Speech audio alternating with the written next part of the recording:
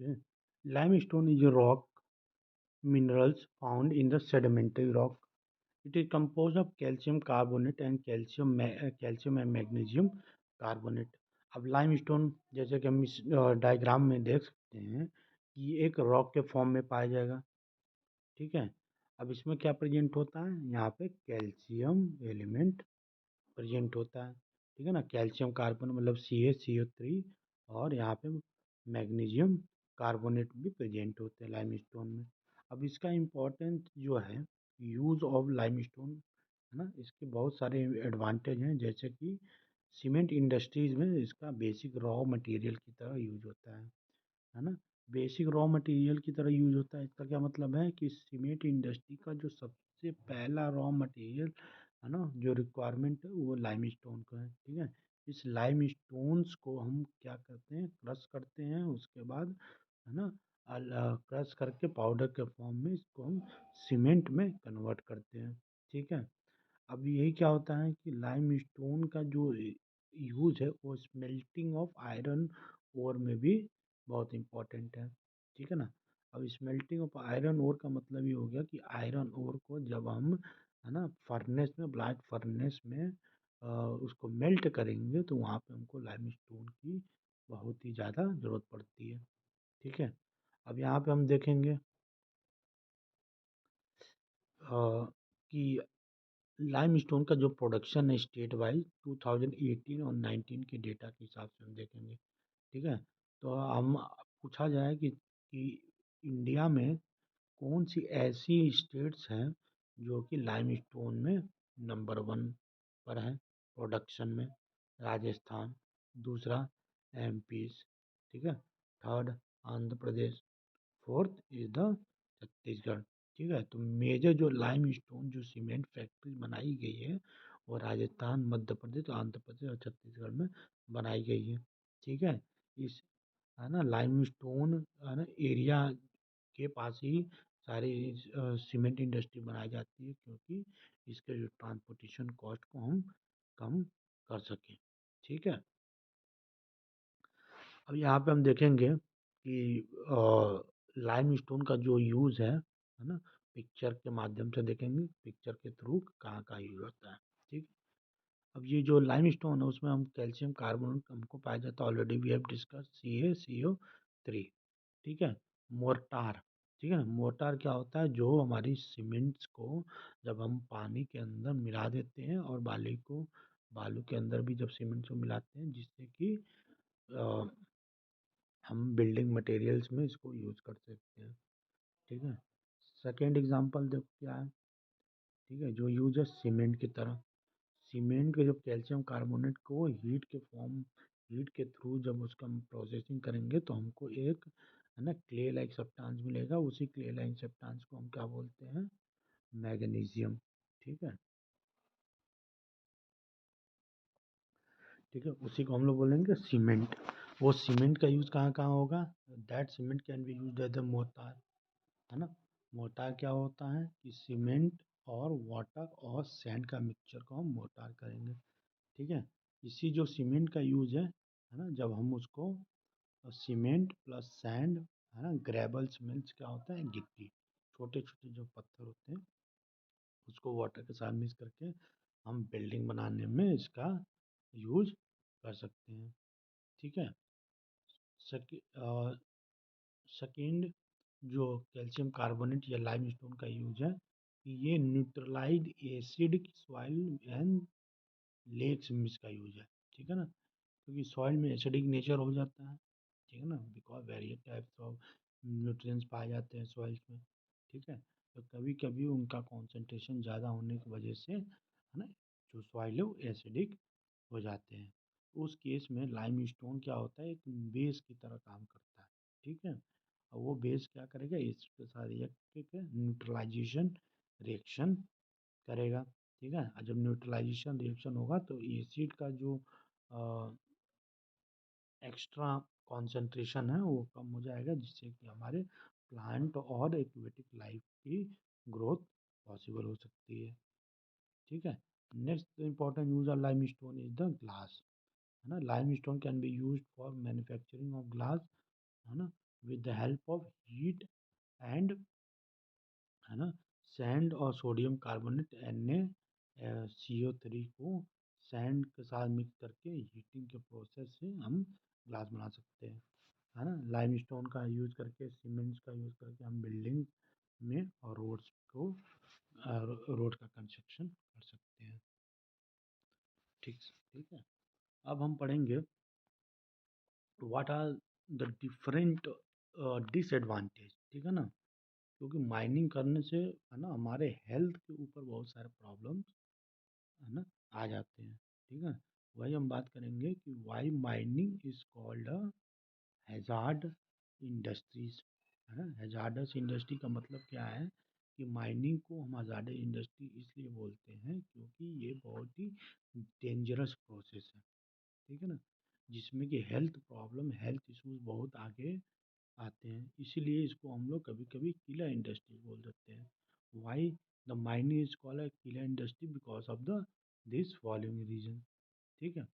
No natural light inside the mines, है ना, make worker make working tougher, ठीक है। जब हम इनसाइड माइनिंग करते हैं, अंडरग्राउंड माइनिंग करते हैं, तो नेचुरल लाइट, सनलाइट हमको नहीं मिलती, ठीक है, तो हमारे अंदर विटामिन डी की कमी हो जाएगी। And we know that the vitamin D is very important for the growth of bones also, ठीक है। तो यहाँ पे क्या है, नेचुरल लाइट हमको नहीं मिलेगी सन की, जिसकी वजह से हमको विटामिन डी की कमी हो जाएगी, ठीक है। पहला क्या है कि जब हम अंडरग्राउंड माइनिंग करते हैं तो जो रूफ होता है, जो अंडरग्राउंड का छत होती है, वो टूटने का डर होता है, ठीक है। तो उस समय क्या होता है कि ब्लॉकेज ऑफ वो टनल हो जाएगी जिसमें कि वो माइनिंग की जाएगी, अंडरग्राउंड माइनिंग। जैसे कुछ दिन पहले हमारे जो 41 मजदूर हैं उत्तराखंड के टनल में फंस गए, तो उस टाइप की प्रॉब्लम्स को भी यहाँ फेस करने को मिल सकता है, ठीक है।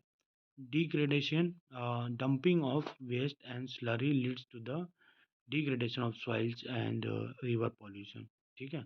माइनिंग करने से बहुत सारे अनवांटेड मटेरियल्स पाए जाते हैं, ठीक है। वो अनवांटेड मटेरियल्स को हम रिवर्स में थ्रो करने की वजह से क्या होता है कि रिवर पॉल्यूशन को बढ़ावा मिलता है। अब रिवर पॉल्यूशन का बढ़ावा मिलेगा तो सबसे इम्पोर्टेंट बात ये है कि उसमें एक्वेटिक लाइफ और plant inside the water bodies को भी बहुत सारे दिक्कतों का सामना कर पड़ सकता है, ठीक है।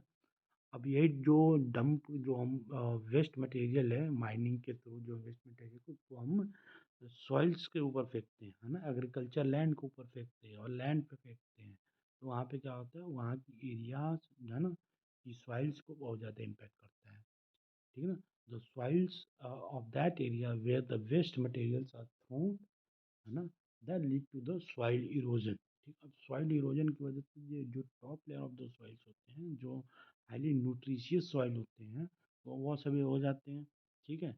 जब वो वॉश अवे हो जाएंगे तो हमारे एग्रीकल्चर प्रोडक्शन को वो इम्पेक्ट करेगा, ठीक है।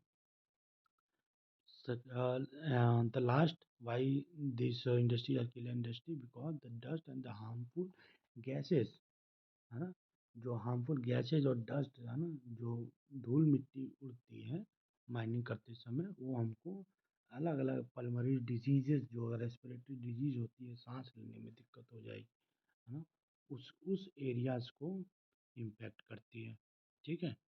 नेक्स्ट ये है कि what are the measures, what are the steps we can take to prevent, है ना, hazardous impact of this killer industry, ठीक है। तो सबसे पहले क्या करेंगे, जो हमारे गवर्नमेंट के सेफ्टी रेगुलेशंस हैं उसको हम लोग बहुत ज़्यादा स्ट्रिक्ट बनाएंगे और इम्प्लीमेंट करेंगे, ठीक है ना। कई कई बार हमको रैट होल माइनिंग की शिकायत आती है, ठीक है। तो माइनिंग को हम with precaution, with strict regulations of the government के साथ फॉलो करेंगे। Environmental law should also be implemented to prevent the mining from becoming a killer industries, ठीक है। जो इन्वायरमेंट लॉज हैं, जैसे माइनिंग करते समय हम इन्वायरमेंट को भी ध्यान रखना पड़ेगा कि इन्वायरमेंट को ज़्यादा दिक्कत ना हो, है ना। If the environment are getting depleted or getting impacted due to the mines, तो ये क्या होगा कि वो डायरेक्टली इम्पैक्ट करेगा प्लांट लाइफ को, वाइल्ड लाइफ लाइफ को, as well as the human lifes को। ठीक है। नेक्स्ट हम पढ़ेंगे कि कॉन्जर्वेशन ऑफ मिनरल रिसोर्सेज, है ना, why we should conserve minerals. ठीक है, तो मिनरल्स का ओवर यूज नहीं करना है, because minerals are very finite and non renewable. Finite का मतलब यहाँ पे है कि जो मिनरल्स हैं हमारे पास, मिनरल्स बहुत ही कम क्वांटिटीज में है, इसलिए हमको मिनरल्स का कंजर्वेशन करना पड़ेगा। ठीक है। Over use of minerals can lead to the problem for the nation. ठीक है। हम ना अब यहाँ पे हम मिनरल्स का ज़्यादा प्रोडक्शन अब ज़्यादा यूज़ कर लेंगे तो हमारे फ्यूचर में, है ना, मिनरल्स की वजह से बहुत ही प्रॉब्लम आने वाली है। नॉन रिन्यूएबल रिसोर्सेज मीन, है ना, once the minerals are use they can not be regenerated. एक बार मिनरल्स का यूज कर लेंगे, जैसे मान लो कि हम पेट्रोलियम प्रोडक्ट्स यूज करते हैं, है ना, पेट्रोल हो गया, डीजल हो गया, केरोसिन ऑयल हो गया, जब इसका यूज कर लेते हैं हम उसको दोबारा रिसाइकिल करके यूज नहीं कर सकते, वो कम्प्लीटली एग्जॉस्ट हो जाता है। ठीक है। तो minerals are very finite and non renewable. ठीक है। We are rapidly consuming mineral resources. ठीक है। अब मालूम है कि India is a developing country and India is trying to move towards a developed nation. ठीक है। तो वेरियस इंडस्ट्रीज, है ना, वेरियस इंडस्ट्री का ग्रोथ हो रहा है, इंडस्ट्री का सेटअप हो रहा है, कंस्ट्रक्शन एक्टिविटी बहुत ही ज़्यादा हो रही है। तो उस पेस को भी हमको कंट्रोल करना पड़ेगा, क्योंकि अर्थ के पास एक रीजनरेटिव पावर होता है कि जितने मिनरल्स वो हम यूज कर रहे हैं उसको रीजनरेट होने का भी टाइम हमको, है ना, अर्थ को देना चाहिए, है ना। And these resources require millions of years to be created। जब एक बार मिनरल्स को यूज कर लेते हैं तो बहुत सालों तक, लगभग 10 साल, है ना, मिलियंस ईयर्स ले वो ले लेता है अर्थ, जिससे दोबारा से मिनरल्स क्रिएट होते हैं। ठीक है। therefore it is important to conserve the mineral resource and use it judicially. ठीक है। इसलिए हमको मिनरल रिसोर्स का कंजर्वेशन करना चाहिए, उसको बचाना चाहिए, कम यूज करना चाहिए और प्रॉपर इफेक्टिवली यूज करना चाहिए। कैसे कंजर्व करेंगे? पहला है कि mineral resource should be used in plant and sustainable manner. ठीक है। मिनरल रिसोर्सेज जो भी हमारे पास हैं, जैसे gold, silver, copper, petroleum product है गया, कोल हो गया, आयरन हो रहा है, बॉक्साइड हो गया, उसको हमें प्लांट और सस्टेनेबल मैनर्स में करना पड़ेगा। ठीक है। सस्टेनेबल मैनर का मतलब ये है कि हम उतना ही क्वांटिटी में मिनरल्स के यूज करें, है ना, with the consideration for the future generation also. ठीक है। हम अपने फ्यूचर की भी यहाँ पे कंसिडर करेंगे कि हमारे फ्यूचर में मिनरल्स, है ना, हमारे पास रहें। ठीक है। प्रेजेंट टाइम में अपने बेसिक नीड्स को पूरा करने के लिए मिनरल्स का ओवर एक्सप्लॉयटेशन नहीं करना है, उसको सस्टेन मैनर में यूज़ करना है, जिसकी वजह से मिनरल्स जो है वो फ्यूचर जनरेशन्स को भी अवेलेबल हो। ठीक है। Technology should be develop to use lower grade minerals at lower cost. ठीक। जैसे कि हमारे कोयला जो होते हैं ना, बहुत सारे ग्रेड्स में पाए जाते हैं। ठीक है। तो उसमें सबसे जो लोअर ग्रेड है पीट्स। ठीक है। तो उस टाइप के मिनरल्स को भी हमको यूज़ करना चाहिए with the help of technology. Technology use करते समय हमको कॉस्ट का भी ध्यान में रखना पड़ेगा। ठीक है ना। The cost of mining should not be increase that it make unavailable to the people of the India. ठीक है। अब माइनिंग कॉस्ट इतना ना बढ़ जाए कि जिससे कि वो मिनरल्स का यूज करने में, प्रोडक्शन करने में और इसका यूज करने में, है ना, कि जो कॉस्ट है उसका यूज करने में बढ़ जाए। ठीक है। कॉस्ट बढ़ेगा तो जो प्रोडक्ट क्रिएट होगा वो भी बढ़ेगा। ठीक है। Metal should be recycled. ठीक है। जो मेटल हमको मिलेंगे उसको रिसाइकलिंग करने की बहुत ज़रूरत होती है। ठीक है। Alternative minerals should be use to so that the minerals can be conserve. ठीक है। जैसे कि पहले क्या होता था ना कि अलग अलग बिल्डिंग मटेरियल, जैसे सीमेंट यूज करते हैं तो हम यहाँ पे अलग अलग मटेरियल यूज कर सकते हैं। ठीक है। जैसे मान लो कि हमको वॉल बनाना हो तो उसमें हम वेरियस स्टोन्स का यूज करेंगे। ठीक है। लाइम स्टोन का यूज करेंगे, सीमेंट का यूज करेंगे, वहाँ पे हम ग्लास को भी ग्लास और माइका का ये भी यूज कर सकते हैं। तो alternative minerals material should be use so that the minerals can be conserve, है ना। जो हमारे नेचर में मिनरल्स पाए जाते हैं उसके अलावा दूसरे मटेरियल का भी यूज कर सकते हैं, जिससे कि ये जो नेचुरल अकरिंग मिनरल्स हैं उसका हम इफेक्टिवली यूज कर सकते हैं। ठीक। In the next video we will look after the energy resources, है ना। This could be the one of the last section of the series geography of chapter minerals and energy resources. Thank you.